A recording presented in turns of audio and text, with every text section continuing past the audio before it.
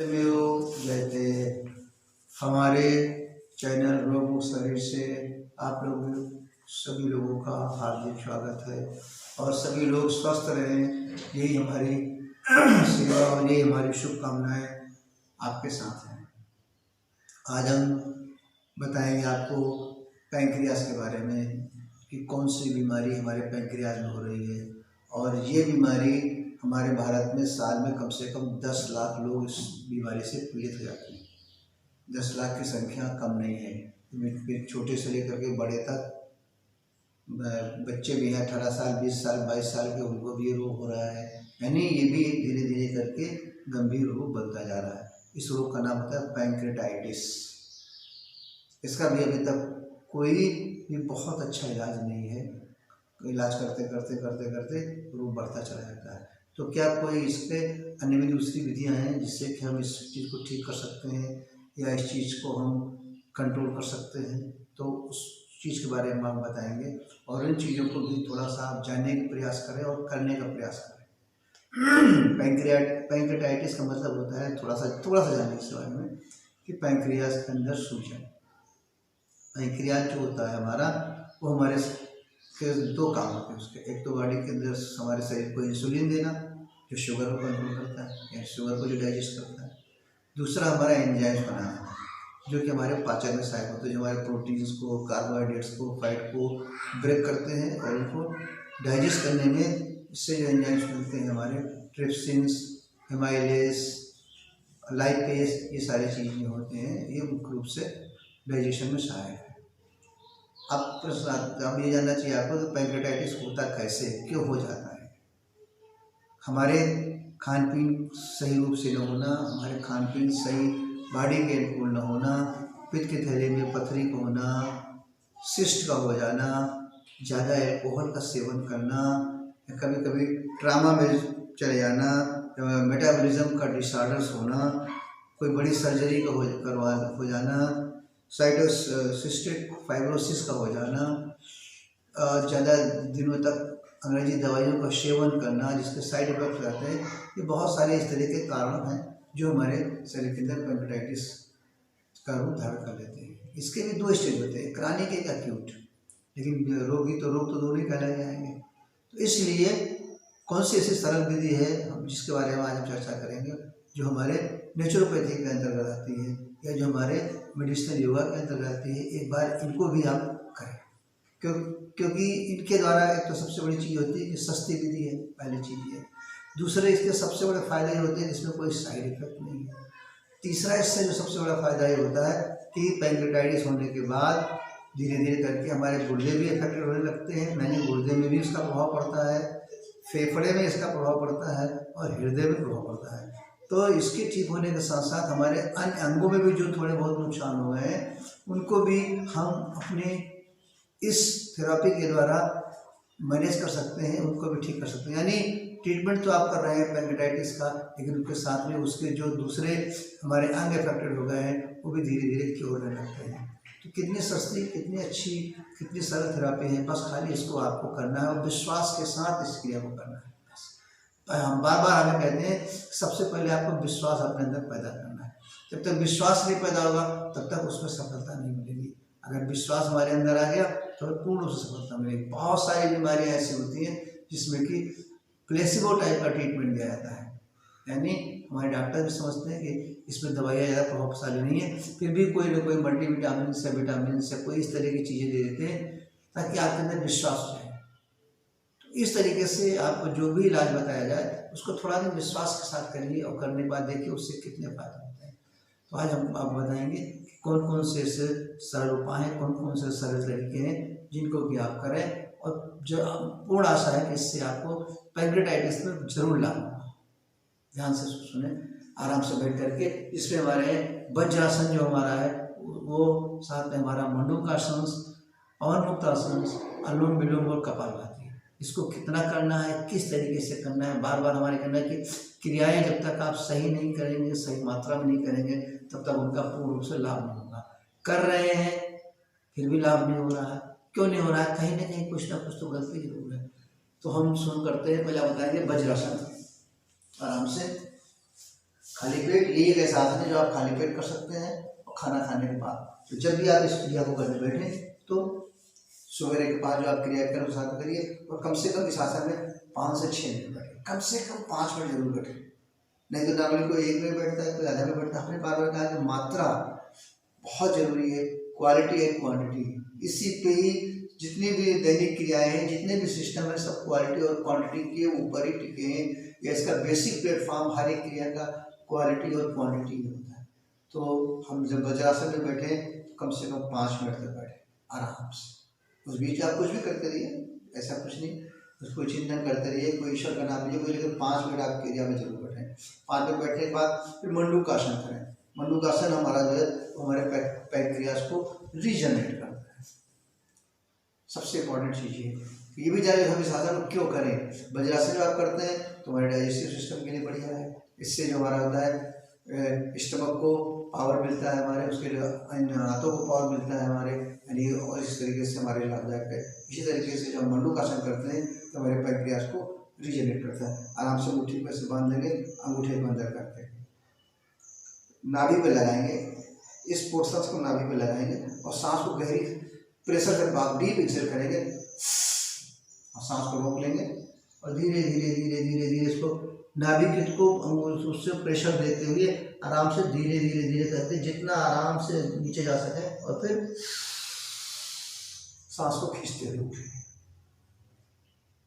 एक बार फिर बता रहे हैं, अच्छे से खूब गहरी सांस को बाहर से हाई प्रेशर सांस नाक पे दें ताकि ज़्यादा से ज़्यादा हमारा पेट खाली हो जाए और उसको अच्छे से नाभि पे दबाएंगे। देखिए नाभि को दबाएंगे और रोक करके रखेंगे और आराम से धीरे धीरे धीरे झुकेंगे, झुकते जाएंगे आराम से, जितना आसान है जितना झुक सके। और थोड़ा देर होल्ड करेंगे, 10 सेकंड जरूर होल्ड करें, फिर आराम से ऊपर आ जाए। इसके लिए 10 बार करें। फिर अपना एक हाथ को नाभि के ऊपर रखे, दूसरे को हाथ को ऊपर नाभि के ऊपर रखे, अपने पूरे पंजे के साथ आराम से इसमें पूरा प्रेशर दें, आराम झुकते जाए। बस इसमें सांस का बड़ा महत्व ध्यान रखिए। जब आप झुकेंगे उसके पहले deep exhale, hold, then bend, wait 10 to 15 seconds, then go up with inhale. That's important. ये ध्यान रखिए। First, sit properly. We straight your spinal cords. Then deep exhale from nose. Hold. Then bend up to possible the bending positions. Hold 10 to 15 seconds. Then slowly do inhale respirations and go up. Right? More important है। Second में तो इसी तरीके से हमको इसको करना है। तो ये आपका मंडूकासन हो गया। 10 बार इससे और 10 बार अपना हथेलियों को दबाकर। एक क्रिया आपकी ये पूरी हो गई। दो एक ही साथ में 2 हो गई। वज्रासन भी हो गया, मंडूकासन हो गया। फिर इसके बाद हमें करना है दूसरा पवन मुक्तासन। और आराम से लेके एकदम आराम से इसके अंदर भी बिल्कुल कैसे करना ध्यान दीजिए। एक पॉइंट ध्यान दीजिए, ब्रीथिंग पे कंसंट्रेट करिए कि ब्रीथिंग में क्या चेंजेस करना है, कैसे करना है। Deep exhale, hold, then fold, धीरे धीरे उठा दो। फोल्डिंग पोजीशन करेंगे, नो ब्रीथिंग, एकदम स्टॉप। घुटने को नाक से धीरे धीरे टच कराने की कोशिश करें। फिर इसके बाद पैर को सीधा करते हैं। पैर को सीधा करने के बाद अगेन रिपीट, होल्ड करेंगे। फिर इसके बाद इसको कम से कम 5 से 10 मिनट तक इसको टच करा के रखें, फिर उसको से छोड़ दें। इस तरीके से एक पैर से, चाहे लेफ्ट से स्टार्ट करें चाहे राइट से करें, ऐसा कुछ नहीं है। 5 बार एक को फोल्डिंग करेंगे, फिर 5 बार एक को फोल्डिंग करेंगे। ये आपका फर्स्ट पोस्चर हो गया। तो इसके बाद सेकंड में अल्टरनेट आराम से, एक बार लेफ्ट, एक बार राइट, फिर एक बार लेफ्ट, फिर एक बार राइट। इस क्रिया को 5 बार, यानी 5 बार सिंगल, 5 बार अल्टरनेट और फिर 5 बार दोनों एक साथ में आराम से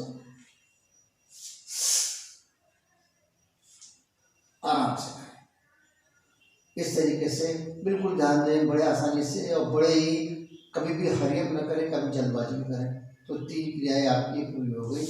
और फिर आराम से उठाइए और उठने के बाद फिर क्रियाएं दूसरी और कौन सी क्रियाएं, तो बिल्कुल ध्यान दीजिए आप, पूर्ण लाभ होगा, बड़ा अच्छा फायदा होगा। बस बार बार हमारा आपसे रिक्वेस्ट है, विश्वास के साथ जितनी मात्रा में ज़रूरत है, जिस चीज़ के लिए, जिस बीमारी के लिए जितनी मात्रा की हो, जैसे जिस बीमारी के लिए जितनी औषध की जिस मात्रा में ज़रूरत होती है, जितने समय तक लेना होता है, जब तक वो सारी क्रियाएं एकदम से बराबर नहीं होगी, अगर हम मात्रा बराबर ले रहे हैं, जितना डोज हमें लेना होता है डोज नहीं ले रहे हैं तो भी फायदा नहीं करेगा।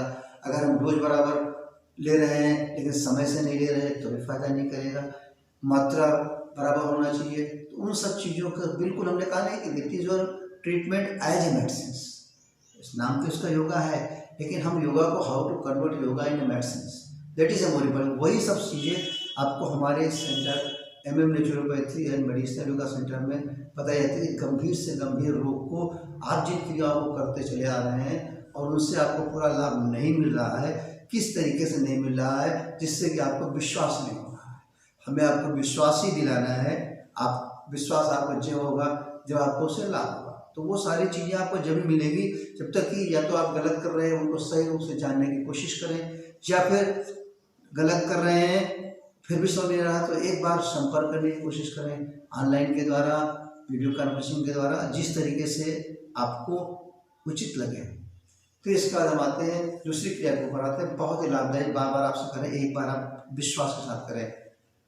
इसके बाद आ जाइए आप सीधे अनुलोम विलोम। अनुलोम विलोम कैसे करना चाहिए आप करते ही आ रहे होंगे। अगर हम थोड़ा सा जान दें कि किस तरीके से हमें इसका मेडिसिनल बेनिफिट मिलना चाहिए, कर रहे हैं आप, मेडिसिनल बेनिफिट नहीं मिला, बार बार ही हो रही।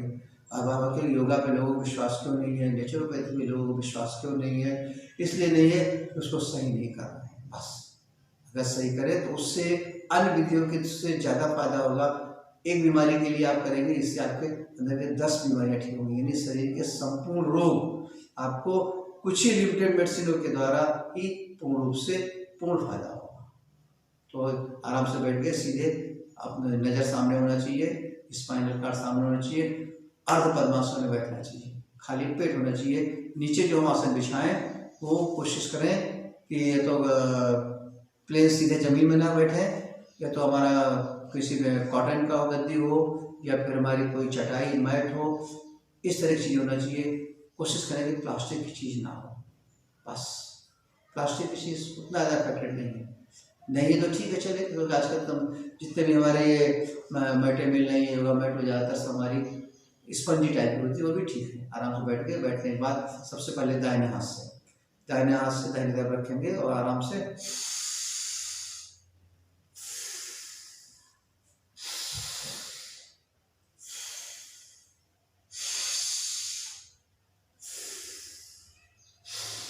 यानी इसमें सावधानी क्या देनी है, पहले तो हाथ अनुलोम विलोम कैसे करें, बिल्कुल हाथ सीधा रखना चाहिए, पैरेलल टू शोल्डर, कभी ऐसे बेंडिंग में करें। ध्यान दें आपको, क्योंकि समय आपको लगा रहे हैं ना, समय बड़ा कीमती है, उस समय के अंदर ही आपको पूरा फायदा होना चाहिए बस। तो हाथ बिल्कुल पैरेलल टू, इसके बाद आपने दाईं तरफ से लंबी सांस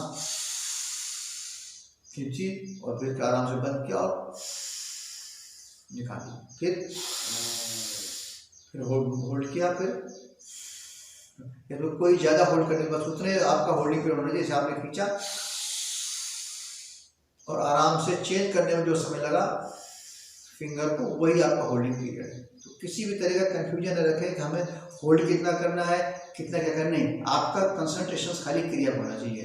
तो बस खाली ध्यान क्या देना है कि इसकी हमारी स्पीड क्या होना चाहिए, दैट्स वेरी इंपॉर्टेंट। जैसे आपने खींचा 2 सेकेंड, याद रखिए 2 सेकेंड, वो करके फिर आपने निकाला 2 सेकेंड, यानी जो हमारी इनहेल की स्पीड होना चाहिए वही हमारी एक्सेल की होना चाहिए। नहीं कि आपने एक्सेल को तो फास्ट कर दिया, इनहेल को स्लो कर दिया, इनहेल को स्लो कर दिया, एक्सेल को नहीं। 2 सेकेंड में एक्सेल, 2 सेकेंड में इनहेल, तो यानी 1 मिनट में कितना हो गया 15 टाइम्स पर मिनट। तो उसके अंदर वेरिएशन है, कांस्टेंट कभी नहीं ले सकते आप। तो 15 से 20 बार, यानी 1 मिनट के अंदर हमारा 15 से 20 बार इनहेल और एक्सेल की क्रिया होना चाहिए। That is 100% effected as a medicine. 15 से 20, 25 पे जाएंगे, 30 पे जाएंगे तो जो फायदे के लिए आप जा रहे हैं, जो हमारी क्वालिटी ऑफ मेडिसिन से वो उतना इफेक्टिव नहीं होंगे जितना आपको चाहिए। और आपको हमेशा इफेक्ट ही चाहिए, आपको हमेशा फ़ायदा ही चाहिए। तो उन चीज़ों के लिए जब किसी चीज़ को हमें फ़ायदा चाहिए तो उसकी विधि को जानना बहुत जरूरी ना। जब तक हम विधि को नहीं जानेंगे तब तक उसका फ़ायदा नहीं पाएंगे। सबसे इंपॉर्टेंट चीज़ है। फिर अनुलोम विलोम के लिए हम दोबारा करें तो 2 सेकंड में लीजिए और 2 सेकंड करिए। इस क्रिया को कम से कम 10 मिनट करें। अब अगर आप एवरेज लगाते हैं, मान के चलिए आप टाइम से नहीं देख सकते हैं, तो आप काउंट अगर कर रहे हैं, आप करें 15 से 20 मिनट, 15 से 20 बार हो रहा है 1 मिनट के अंदर, तो अगर आप 10 मिनट काउंट कर रहे हैं तो कम से कम 200 बार, 200 टाइम्स।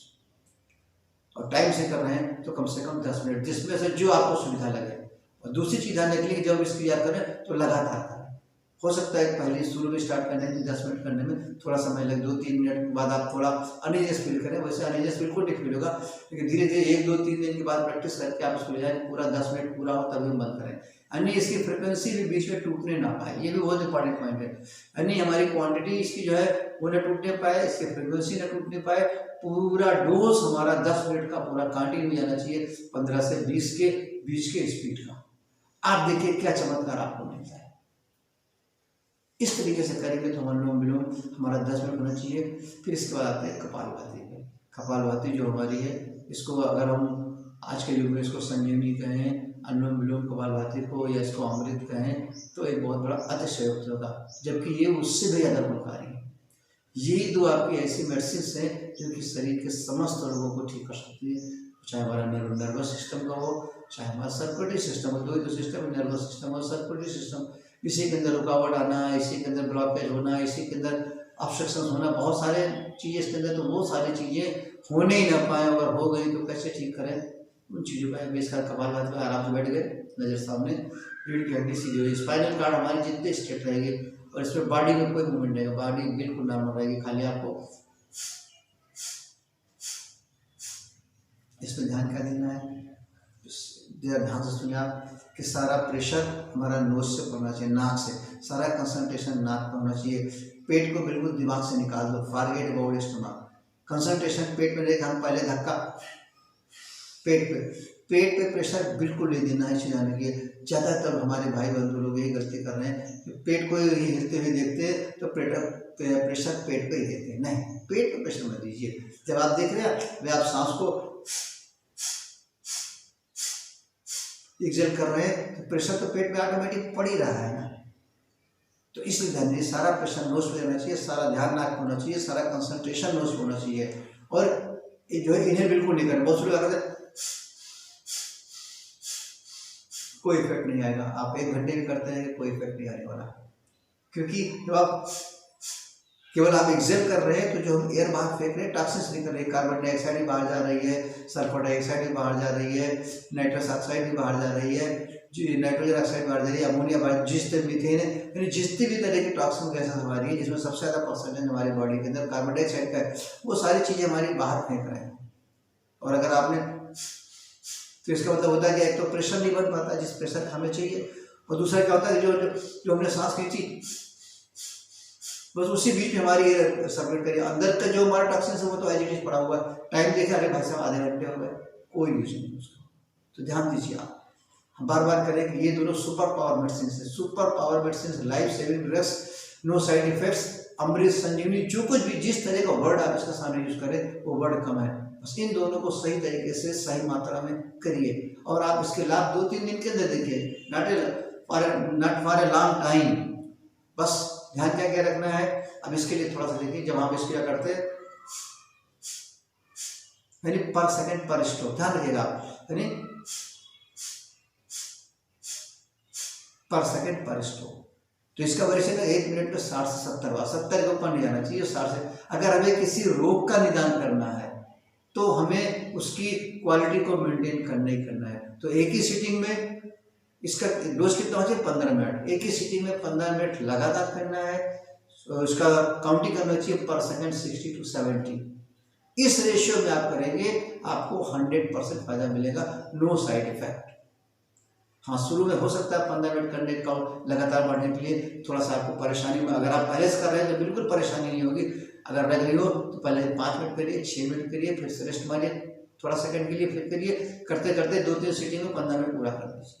तो यदि आप इस क्रिया को 15 मिनट लगातार कपालभाति, 10 मिनट लगातार अनुलोम विलोम, जिस रेशियो में बताया गया है अनुलोम विलोम, फिर से शायद ध्यान दे लें सर, या तो नोट कर लें, 15 से 20 मिनट और 15 से 15 to 20 टाइम्स पर मिनट एंड 60 to 70 स्ट्रोक्स पर minute in kapalbhati, 15 to 20 breathings इन अनुलोम विलोम। इस रेशियो में आप करिए, 10 मिनट आप करिए, 15 मिनट आप करिए, पवन मुक्तासन इस तरह से करिए, मंडूकासन करिए, वज्रासन करिए, आपका पैंक्रेटाइटिस में बहुत फायदा मिलेगा।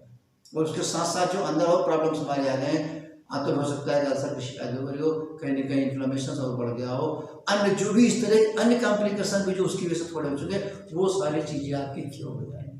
बस एक बार आपको विश्वास से करना है, बस सही तरीके से करना है, सही तरीके से करेंगे तभी फायदा आएगा। और खाने पीने में कुछ चीज़ों का विशेष ध्यान रखना है, उसको ध्यान रखिए। एल्कलाइन फूड हमारा 80% जाना चाहिए, 20% हमारा वो भी होम मेड प्रोडक्ट्स खाइए, घर का बना हुआ खाना, दाल चावल की सब्जी, हरी सब्जी, जिसके अंदर हमारा तेल और ज़्यादा मसाले ना हो, न ज़्यादा फ्राई की हुई चीज़ हो। बाहर की चीज़ों को बिल्कुल बंद कर दीजिए। ज़्यादा से ज़्यादा हमें कहते हैं इस पैंक्रेटाइटिस के अंदर 3 हफ्ते के अंदर आपको अच्छा रिजल्ट मिलेगा, मिनिमम 21 डेज लगेगा। तो ये जो क्रियाएं बताई जा रही, चाहे अनुलोम विलोम हो, चाहे कपालभाति हो, ये रोग के अनुसार ही उनके डोज बढ़ाए जाते हैं, यानी उनकी मात्रा बढ़ाई जाती है। 15 मिनट हमने आपको बताया कि अगर आप काउंट करके करते हैं, तो अगर आप 70 का लेके चलते हैं तो 15 सत्ते 105, यानी लेवल 1050 हो गया, यानी कम से कम 1000 इसको करना है।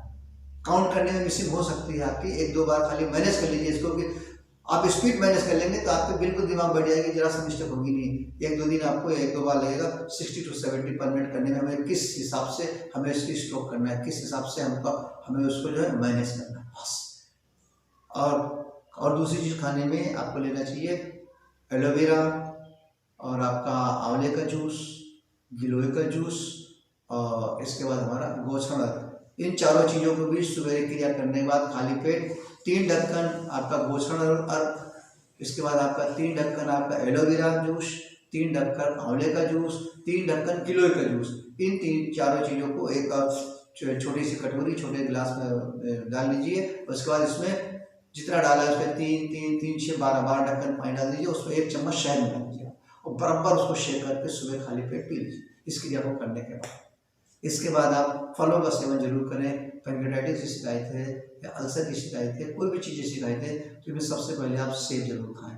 1 सेब, 1 केला, जो भी सीजनल फ्रूट्स हो आपके, वो कम से कम आपको उस समय अपने वेट के हिसाब से, अगर आपका वेट मान चलो 50 किलो है तो 10 तो मतलब कि 10 ग्राम पर केजी लेना है, यानी 500 ग्राम आपको फ्रूट्स जो है सवेरे पूरा बाउल्स बना करके खूब धीरे धीरे बैठे खाना। उसके खाने के बाद फिर आप जो कोई भी नाश्ता घर का लेना है उसको लीजिए, वो भी नाश्ता आपका जो होना चाहिए ज़्यादा ऑयली, ज़्यादा तीखा खट्टा नहीं होना चाहिए। दोपहर में आप सलाद का इस्तेमाल करिए, सलाद में गाजर, चुकंदर, मूली, ककड़ी, टमाटर और 1-2 पीस प्याज के, ये सब सलाद भी आपका होना चाहिए 250 ग्राम। ध्यान करिए, यहाँ की पूरी मेडिसिन से कहीं हमने आपको कोई दवाई नहीं बताई, वो दवाई जिनके साइड इफेक्ट्स हो, नो साइड इफेक्ट्स और 100% बेनिफिट। तो 250 ग्राम आपकी सलाद होनी चाहिए, चारों तरह 5 चीज़ें की सलाद जो सीजन मिल जाए। गाजर मिल रही है, चुकंदर मिल रही है, ककड़ी भी मिल रही है, आपका टमाटर भी मिल रहा है, आपका 2-3 पीस प्याज हुए, वो एक सबसे पहले एक प्लेट में सलाद को रख लीजिए, धीरे धीरे खूब चबा चबा के उसको खाइए आप आराम से। फिर इसके बाद आप 10-5 मिनट रुक जाइए, खाने के बाद थोड़ा ज़्यादा पेट भर जाएगा, उसके बाद थोड़ा वेट करिए। इसके बाद आपको जब भूख लगे तो घर का जो बना खाना है, दाल चावल सब्जी, बासी नहीं होना चाहिए, हल्का गर्म जरूर होना चाहिए, ध्यान रखिए उस चीज़ का आप सेवन करिए। और शाम को आप इसी तरीके से दाल मछली लीजिए, और शाम को आप रोटी सब्जी ले सकते हैं। हरी सब्जियाँ होना चाहिए, हरी पत्ते वाली हो, जैसे आप लौकी है, करेले, जो भी हरी पत्ते हो सीजन के हिसाब से होना चाहिए, ध्यान रखिए। तो इस तरीके से अगर आप करेंगे तो आपके अन्य भी दूसरी भी जो छोटी छोटी तकलीफें हैं, जो भी आपको टेस्ट में नहीं आ रही हैं, जो आपको पता नहीं चल रही, वो सारी चीज़ें भी हमारे शरीर के अंदर की क्योर होती जाएंगी, और हमारे शरीर के अंदर किसी भी तरह का कोई साइड इफेक्ट नहीं आएगा। हम चाहते हैं कि हमारी सेवा के द्वारा, हम अपनी जानकारी के द्वारा जो भी चीज़ें आपको इसमें आपके लिए अच्छी लग रही हो करिए। और पैंक्रेटाइटिस के पीड़ित लोग एक बार इस चीज़ों का भी अपने ऊपर ट्राई करें या करें। अगर कुछ नहीं समझ में आ रहा है, कोई बात आपको अगर गलत लग रही है या कुछ चीज़ें आपको परेशान कर रही हैं, नहीं समझ रहे, तो एक बार हमारे सेंटर से संपर्क करें। ऑनलाइन करें या खुद आ सकते हैं। निश्चित है कि ज़्यादा से ज़्यादा हम आपको लाभ दे सकेंगे और इन क्रियाओं में किसी भी तरह का कोई साइड इफेक्ट नहीं है। सत्यमेव जयते।